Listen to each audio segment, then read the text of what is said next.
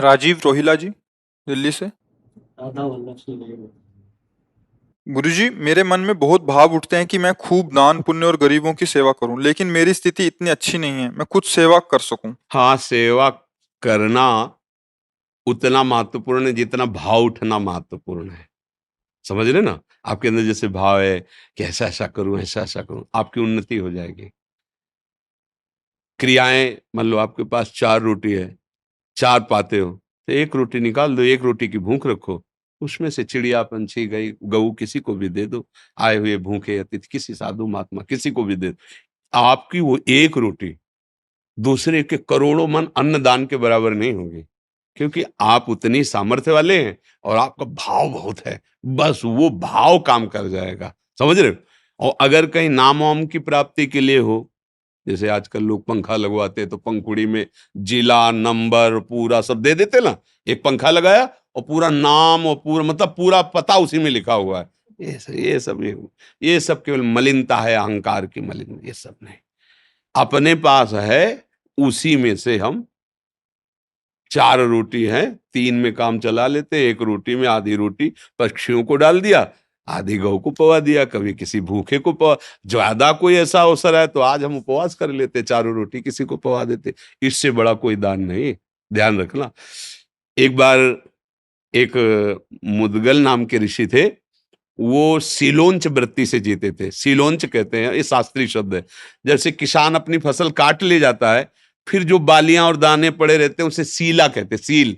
और बाजार में जहां अन्न बेचा जाता है वहां से सब उठ गया, अब जो दाने पड़े रहते हैं उसे उंच कहते हैं। सील और उंच, इन दोनों वृत्ति से वो अन्न इकट्ठा करते थे। तो बड़ी मेहनत के बाद मान लो 15 किलो लगभग हुआ, इससे ज्यादा नहीं, क्योंकि किसान तो सब अपना ले गया।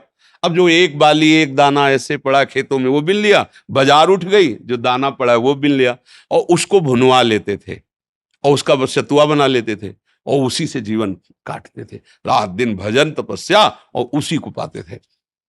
पर उनका ये नियम था, अगर उनके पास कोई आ गया तो भूखा नहीं जाने देते थे। अब एकांत जंगल में रहते थे, ऐसे कोई जल्दी आता ही नहीं था। एक बार उनकी परीक्षा के लिए ऐसा हुआ कि आगे एक ऋषि रूप में बैठे, सब सतुआ पा गए पूरा। उन्होंने एक बार भी नहीं रोका कि मेरा क्या होगा। स- और पानी पिया, मुंह पूछा, चल दिए। तो जो वहां सतुआ के कण गिरे थे ना, तो एक नेवला वहां से निकला, तो आधे शरीर पे सतुआ का कण लगा तो स्वर्ण का हो गया, तेजस्वी। राजस्वी यज्ञ जब युधिष्ठिर जी की हुई, तो वो ऐसे से घूम रहा था जहां सबको पवाया गया। फिर भगवान श्री कृष्ण और अर्जुन युधिष्ठिर जहां बैठे थे वहां से निकला और कहा, ये मुदगल ऋषि की सतुआ यज्ञ से बढ़ के नहीं है, राजसूय यज्ञ हुआ। तो भगवान ने कहा, ऐसा क्यों तुम कहते हो?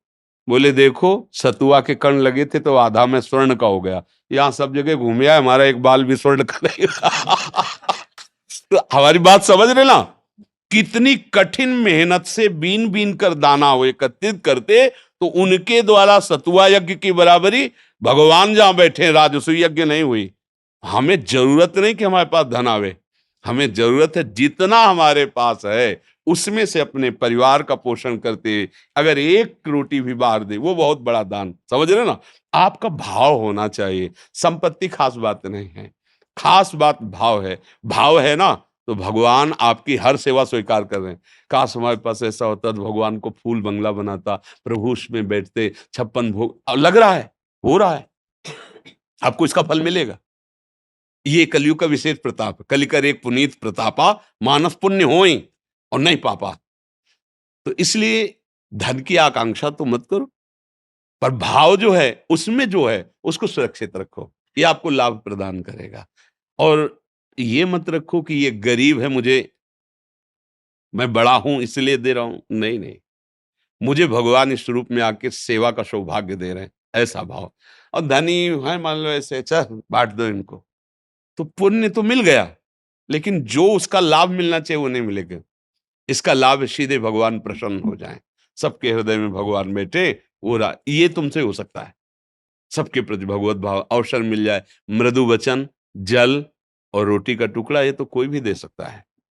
सब अन्न खा के जीते हैं। आज हम उपवास करेंगे, आज का भोजन हम किसी को देंगे। मान लो हम गरीब हैं कि हम दोबारा अपने लिए भोजन तैयार नहीं कर सकते, इतनी सामर्थ्य नहीं, तो आज हम उपवास कर जाएंगे, मरेंगे नहीं।